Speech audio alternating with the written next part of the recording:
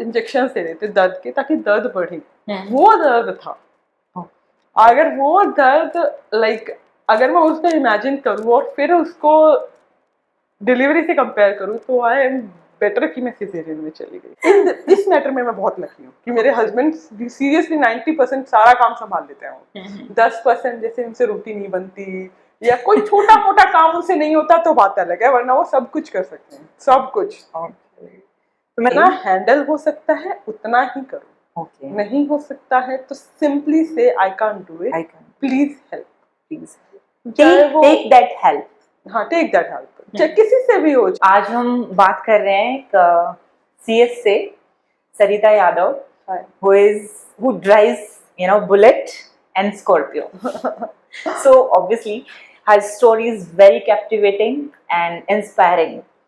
So Sarita, welcome.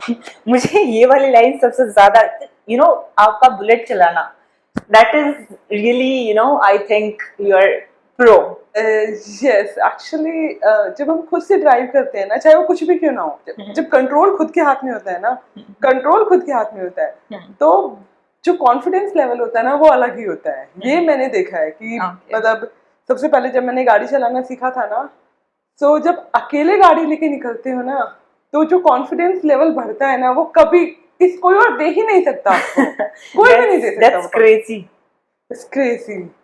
Confidence, freedom और मतलब power feel होती है, लिटरली पावर फील होती है। और जब जो कहते हैं ना कि एक बार इसको पावर हाथ में लग जाए तो वो नहीं, लत पड़ जाती है पावर की, पावर की लत पड़ जाती है। एंड अभी स्कॉर्पियो चला रही हो आप, तो Scorpio is again very powerful vehicle. आप जब रोड पे चलते हो तो आपको अलग ही फील होता है, राइट? थोड़ा सा अच्छा तो फील होता ही है, that's a different thing, but more और लेस स्कॉर्पियो गाड़ी की तरह ही चलती है। बाइक में और गाड़ी में थोड़ा सा फर्क है, बाइक में अलग फील आता है, गाड़ी में अलग फील आता है, बट स्कॉर्पियो मेरे को नॉर्मल गाड़ी की तरह ही लगती है। मतलब स्कॉर्पियो बहुत ही कुछ ज्यादा वो नहीं लगती। मैं गाड़ी में बहुत टाइम से चला रही हूँ तो मेरे को इतना कुछ ज्यादा फर्क नहीं पता चला। ऊंची है, बाकी सब चीजें डिफरेंट है, बट वो अलग चीज है। सो सरिता, सबसे पहले हम बात करेंगे क्योंकि यार आप मतलब बहुत सारी चीजें मैनेज कर रहे हो अभी। Motherhood, then itself is a very big thing. Yes. And you are a CS, and उसके बाद फैमिली रिस्पॉन्सिबिलिटीज भी बहुत हो जाती है ना, तो how are you managing all these things? Basically ना एक टाइम होता है हर चीज का, लाइक मदरहुड का एक टाइम है। सुबह उठ के सबसे पहले अपने बच्चे को दूं, रात में सोने से पहले टाइम अपने बच्चे को दूं। ऑफिस में तो आप कुछ और कर ही नहीं सकते, ऑफिस में तो ऑफिस का काम ही करना पड़ेगा, there is no other thing. और घर की रिस्पॉन्सिबिलिटीज में ना I would say I am lucky on that part कि मेरे हस्बैंड 50-50 या 60 वो 40 में ऐसे हैं। Like he is a big big big support. Like अब मुझे लगता है अगर मैं कभी गायब भी हो जाऊँ तो उनको ज्यादा फर्क पड़ना नहीं चाहिए, क्योंकि वो सब कुछ मैनेज कर लेते हैं अपने आप। वो आपके बेबी को अच्छे से संभालते हैं, इवन आपसे भी अच्छे से। नहीं, वो मेरे बेबी को नहीं संभालते। अच्छा, वो घर को बहुत अच्छे से, घर को बहुत अच्छे से संभाल, घर को बहुत अच्छे से संभाल लेते हैं। लाइक अगर मैं बच्चे के साथ बिजी भी हूँ किसी भी कारण से, या बच्चा नहीं छोड़ रहा, बहुत बहुत क्लिंगी हो जाते हैं बच्चे, टॉडलर्स होते ही क्लिंगी हैं। वो एज ही उनकी वो चल रही है फिलहाल। सो जब वो क्लिंगी हो जाते हैं तो उस सिचुएशन में भी जो मेरे हस्बैंड है हेमंत, वो 90% काम कर सकते हैं घर का अकेले।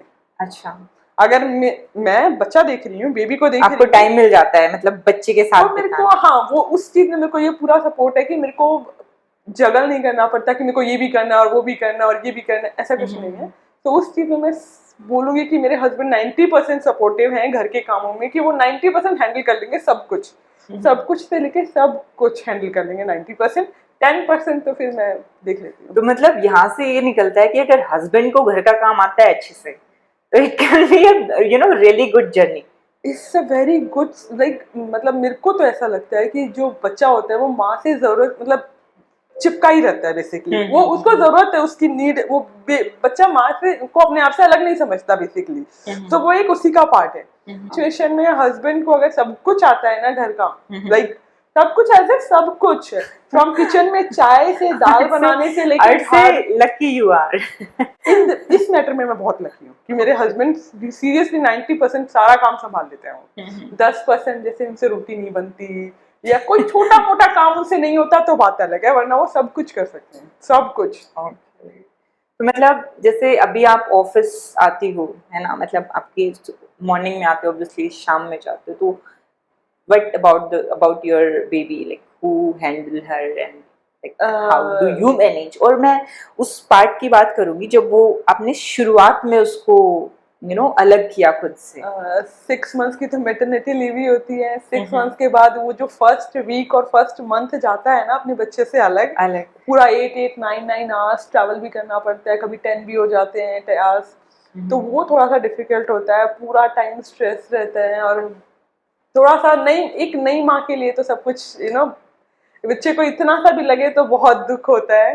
हाँ, मतलब आप धीरे धीरे होते हो इतना ट्यून कि मतलब कोई बात नहीं, थोड़ी सी लग गई तो हो जाएगी ठीक। आई थिंक इनिशियली तो उससे ज्यादा खुद को दर्द होता है, उससे ज्यादा खुद को दर्द होता है, और उस टाइम पे गिल्ट ज्यादा फील होता है। हाँ। कि जब आपको आपका बच्चा छोड़ना पड़ रहा है और वो रो रहा है, और अब वो नहीं रो रहा तो फिर बंदा मैनेज कर लेता है। हाँ, कोई बात नहीं, एटलीस्ट वो तो खुश है। वो तो खुश है।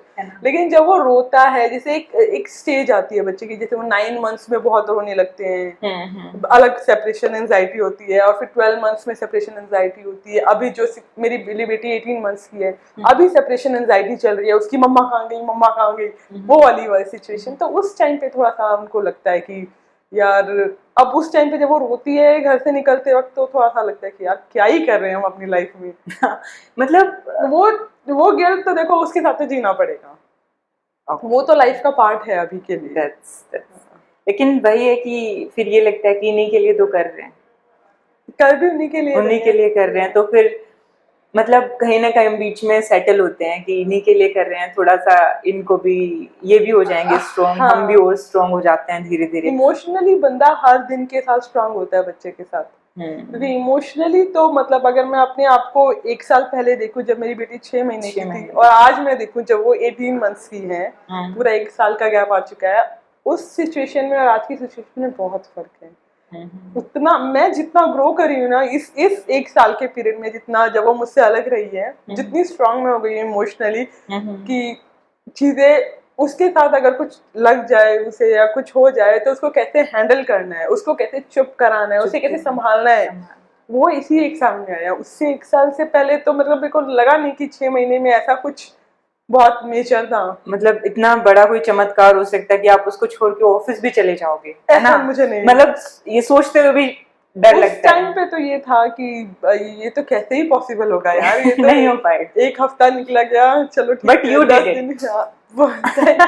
यू डिड इट, करना पड़ता है।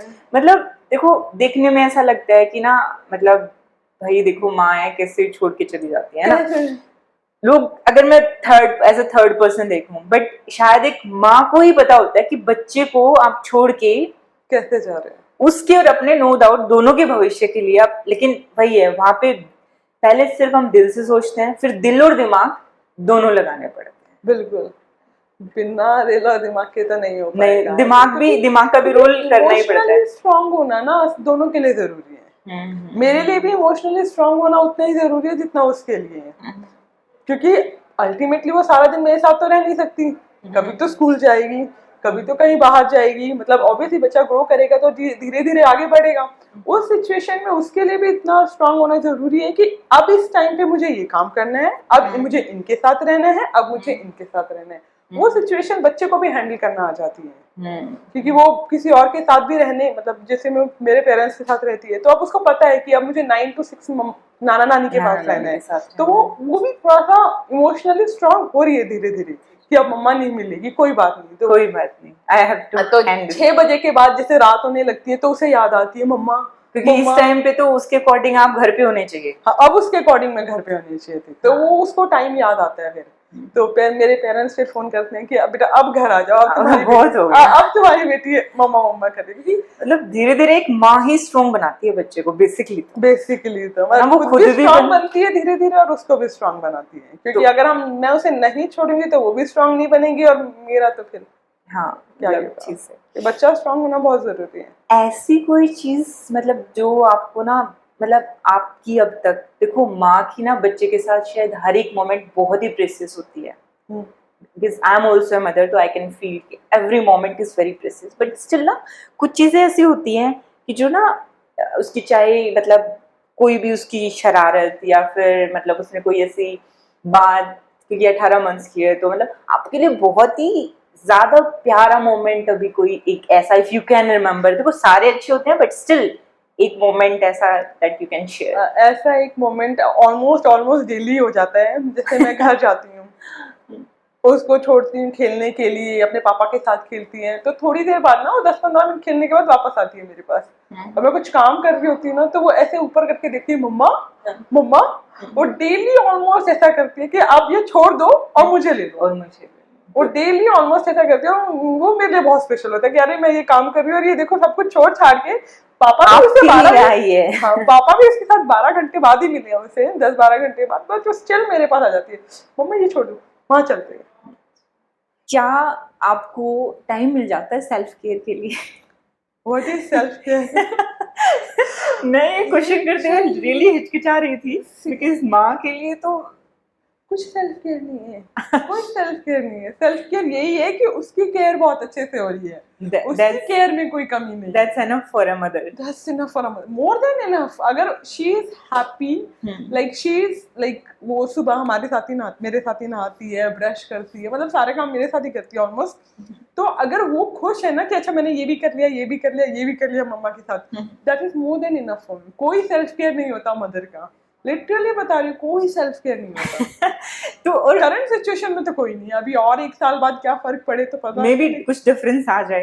कोई सेल्फ केयर. और अगर मैं कंपेयर करूँ मदर बीइंग मतलब मदरहुड, अभी आपका 18 मंथ्स, मैं तो बोलूंगी शायद हम जब प्रेग्नेंट होते हैं तभी से स्टार्ट हो जाता है, राइट? है ना, यू स्टार्ट फीलिंग दैट, तो उसी वक्त आ जाता है, उसी वक्त प्रोटेक्शन की. तो उससे पहले की सरिता को मैं कंपेयर करूँ, यही मतलब जैसे, और अब की सरिता को कंपेयर करूँ related to self care as well, और वैसे बिहेवियरल और ऐसे, मतलब क्या डिफरेंस देखोगे आप दोनों सरिता में?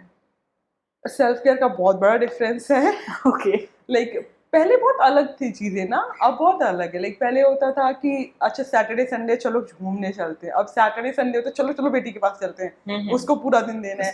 लाइक अभी तो मेरा until unless Monday to Friday मेरे को कोई वीक ऑफ ना मिले ना, या कोई सपोज इवेंट है और मैं बाहर जा रही हूँ ऑफिस से, एंड देन ऑफिस से डायरेक्ट घर जा रही हूँ, उस टाइम पे मैं पार्लर जाती हूँ. अदरवाइज सैटरडे संडे में कभी पार्लर नहीं जाती हूँ. Do you regret this part? Do you feel कि कहीं कमी है या फिर मतलब हो जाता है? नहीं, एक्चुअली ना ये प्यार ही ऐसा है कि हम सामने वाले को अपने से ज्यादा रखते हैं. तो आपको उस चीज का रिग्रेट नहीं है कि भाई हम बहुत ज्यादा बन ठन के नहीं रहते अब? यू आर गुड, मतलब बिल्कुल बिल्कुल कोई दिक्कत नहीं है इस चीज में. इस मतलब कि बहुत वैक्सिंग का शेड्यूल नहीं है या हेयर कलर का शेड्यूल नहीं है, कोई शेड्यूल नहीं है. लाइफ में टाइम मिल जाता है तो हो जाता है, वरना रह जाता है, महीने रह जाता है, 2 महीने भी रह जाते हैं साथ में. तो उसका मेरे को कोई रिग्रेट नहीं है, बिकॉज बट उस चीज में तो देखो, अब एक्चुअली मदरहुड का मतलब ही यही है कि हम उस बच्चे को, जिसको हम खुद को 30 साल से जानते हैं, उस बच्चे को 18 महीने से जानते हैं, मतलब, और हम उसको अपने से ज्यादा इंपॉर्टेंस देते हैं हर चीज में. खाना खिलाना है तो पहले उसे खिलाना है, टाइम देना है तो पहले उसे देना है, हर चीज में पहले उसे इंपॉर्टेंस देने लग जाते हैं.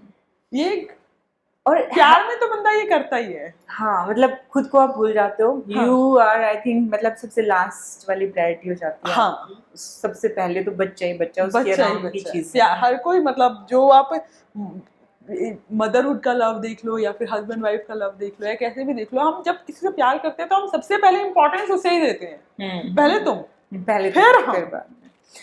मुझे ऐसा लगता है बच्चे के बाद हस्बैंड भी सेकंड पे हो जाता है, और थर्ड पे, और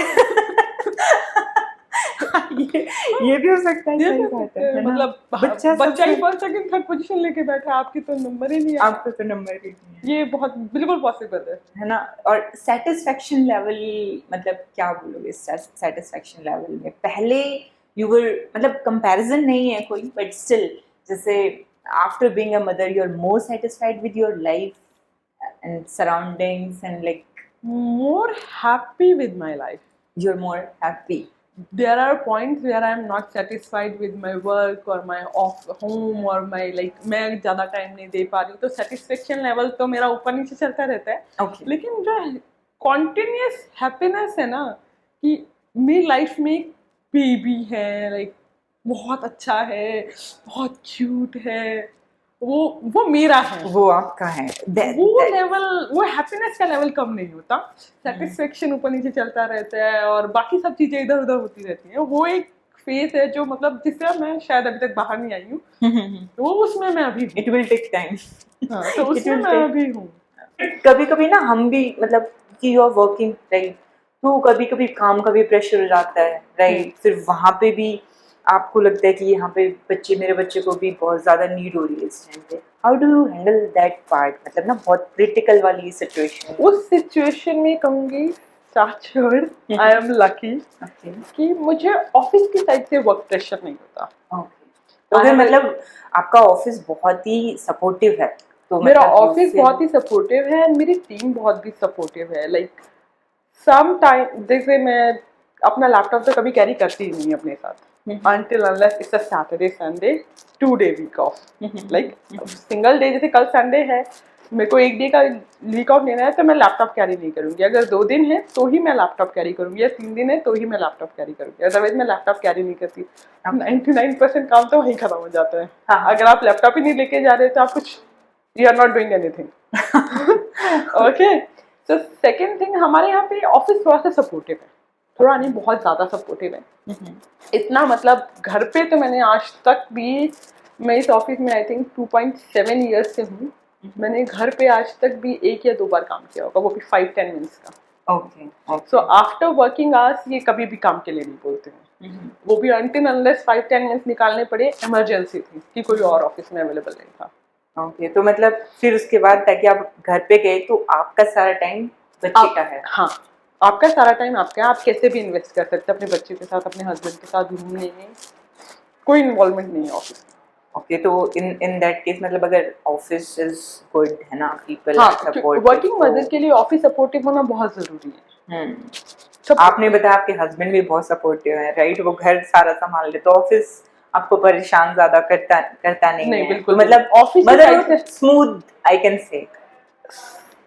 चीजें और परेशानियों वाली हैं जिनका इनसे कोई लेना देना नहीं है, लेकिन वैसे मेरी लाइफ थोड़ी सी स्मूथ राइड है.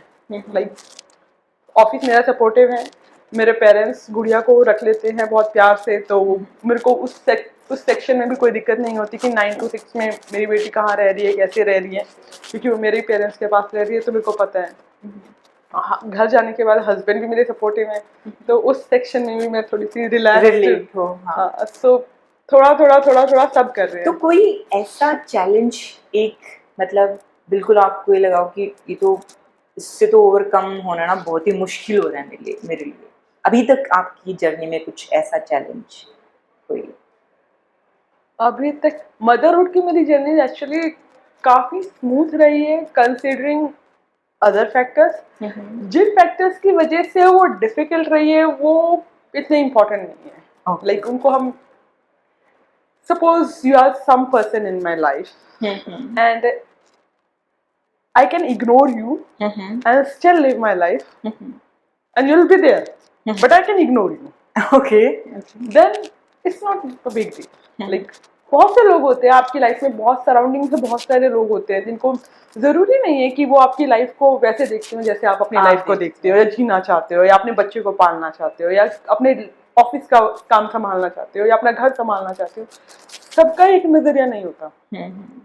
अब सबको इग्नोर, मतलब सबको लेके साथ चलना भी बहुत मुश्किल है. कंसीडरिंग कि हम ऑफिस भी देख रहे हैं, बच्चा भी देख रहे हैं, घर भी देख रहे हैं, तो वो तो और खुद को भी देखना है. तो 4 चीजों को एक साथ देखना है. अगर उसमें 1-2 चीजें पीछे छूट भी जाती है जिनको आप इम्पोर्टेंस नहीं दे रहे हो, इससे आप इग्नोर करके या साइडलाइन करके चल सकते हो.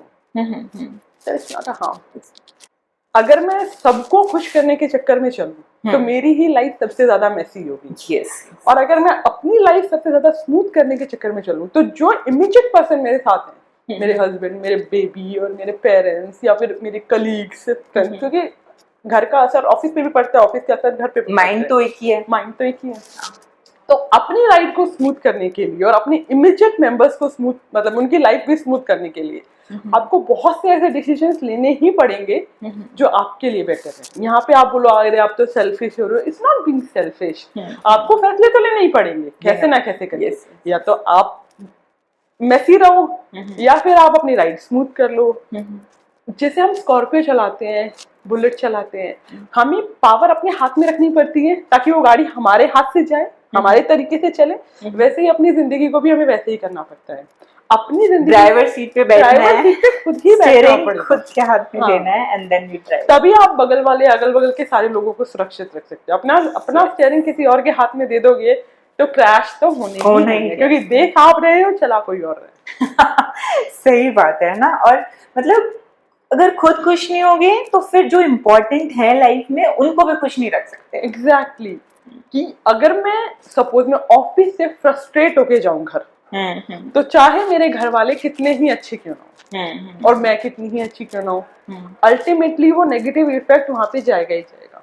तो घर पे छोड़ो, जब घर पे छोड़ के आओ, ऑफिस में। हालांकि मेरी तो सिचुएशन में दोनों ही अच्छे हैं हाँ। बट कि मैं लेके जा सकती हूँ कि ऑफिस की बातें भी कुछ घर में बता दो या घर की बातें भी कुछ ऑफिस में बता दो, तो दोनों स्मूथ राइड है। लेकिन अगर ऐसा टॉक्सिक कल्चर है तो अगर आप मदर हो तो आपको उसी टॉक्सिक कल्चर को उसी वक्त खत्म करना पड़ेगा, क्योंकि हम उस जनरेशन से हैं जहां हमने ये देखा है कि हमारे पेरेंट्स ने हमारे साथ क्या किया, अब हमें अपने बच्चे के साथ क्या करना है। 100% तो कोई भी परफेक्ट नहीं रहा है। उनके पेरेंट्स ने उनके साथ क्या किया, उनके पेरेंट्स ने उनके साथ क्या किया। हो सकता है हम भी कुछ गलत कर रहे हो अपने बच्चे के साथ जो हमें अभी नहीं पता ही नहीं है। But at least at this point of time, लेकिन कहाँ पे ब्लॉक लगाना है हमें ये तो पता चल रहा है ना कि क्या चीज हमें पास ऑन नहीं करनी है। सबके हाँ, जो आप 90s के केस देखोगे सबके एंगर इश्यूज हैं। सबके क्योंकि वो एंगर इश्यूज हमें पास ऑन हुए हैं। उस एंगर इश्यू पे तो हमें ही स्टॉप लगानी पड़ेगी ना, हमें एक काम करना है ताकि वो आगे पास ऑन ना हो सकता है हम कुछ और पास ऑन कर रहे हो, कोई और नेगेटिव चीज पास ऑन कर रहे हो जिसका हमें पता ही नहीं अभी। लेकिन उसके लिए तो हमें काम करना ही पड़ेगा। लेकिन जो चीज हमें पता है वो तो आंखों देखी मक्खी नहीं निकली जाती। वैसे तो पता नहीं हम क्या क्या खा जाते हैं, हाँ, पता नहीं चल, लेकिन हाँ आँख से अगर देख लिया तो यू कांट। हाँ, अब जो हो जाए उसका तो कुछ नहीं कह सकते, लेकिन जो चीज हमें पता है कि ये चीज हमें पास ऑन नहीं करनी, टॉक्सिक कल्चर है, टॉक्सिक बिहेवियर है, लैंग्वेज है, कुछ भी है, अगर हमें पता है कि वो गलत है तो हम वो चीज बिल्कुल पास ऑन नहीं करेंगे। और हमें खुद को भी उस चीज से हटाना है और अपने बच्चे को भी उस चीज से हटाना, और वर्किंग मदर के लिए तो बहुत जरूरी है कि वो ऐसे एनवायरनमेंट में रहे ही ना कि वो अपने बच्चे को गलत चीजें, क्योंकि गुस्सा होके ऑफिस से जाओगे तो गुस्सा ही निकालोगे घर पे। कुछ भी कर लो, आप गुस्सा होके जाओगे तो गुस्सा ही निकलेगा, कहीं ना कहीं वो फ्रस्ट्रेशन निकलेगी।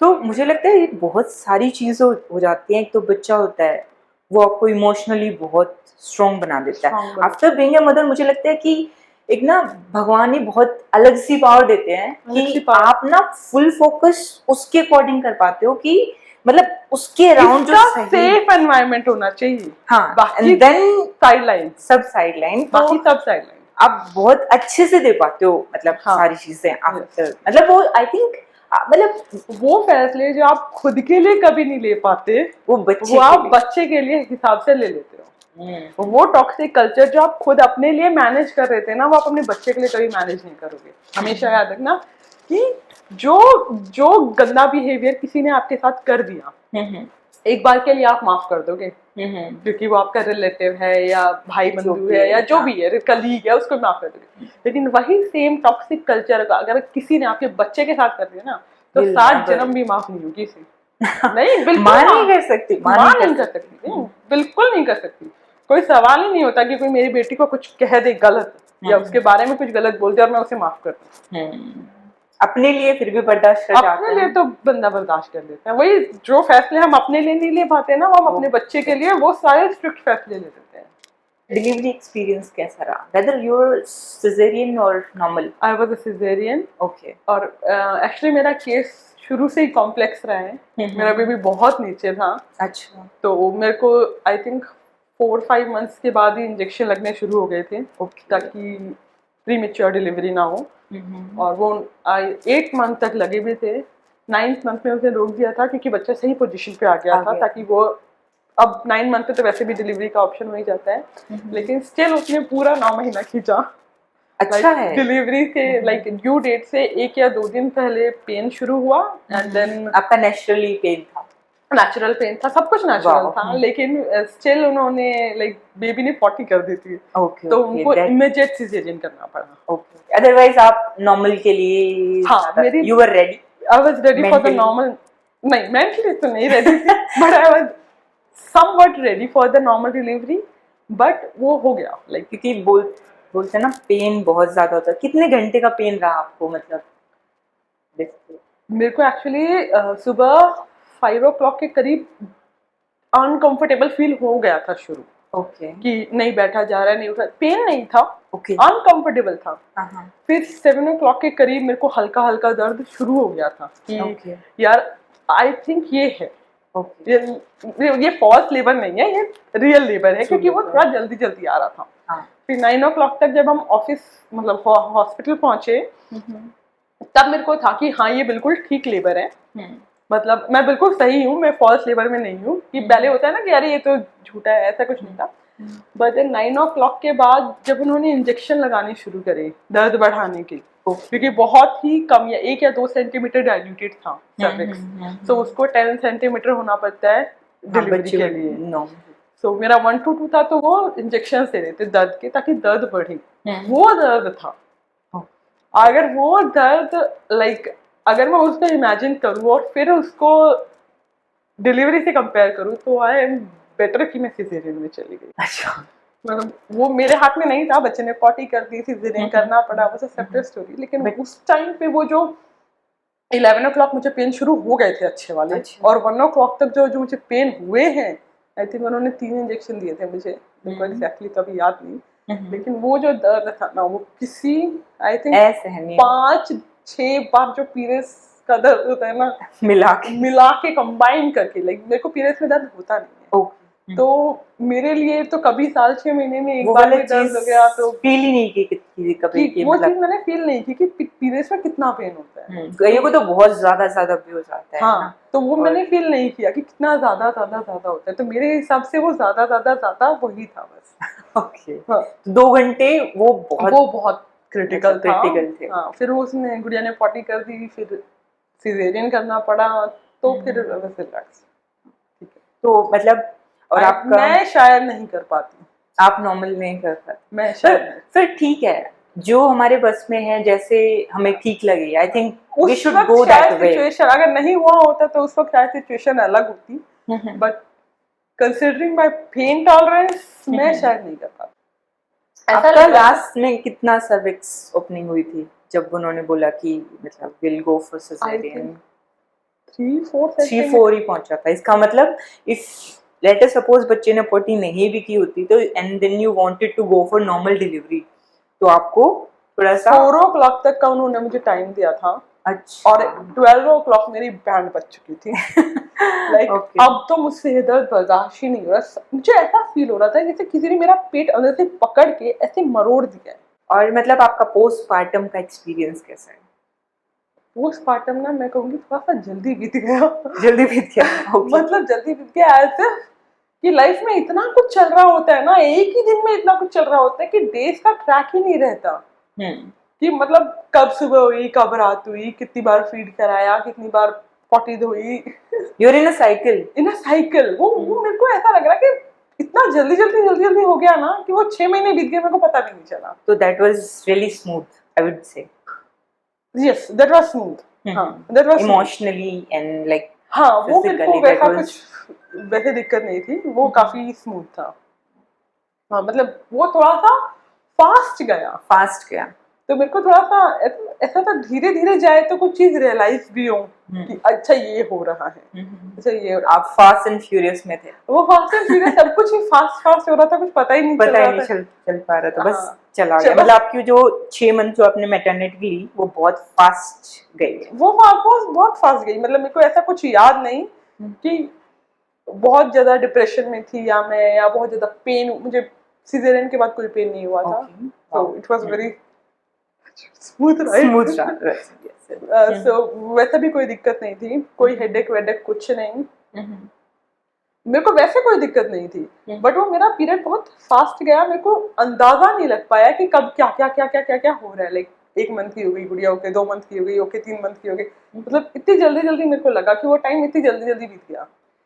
और मतलब ठीक है, अभी हम any advice from you for a working mother और स्पेशली फॉर मदरहुड, आप कुछ मतलब ऐसे बोलो? Don't overfill your plate.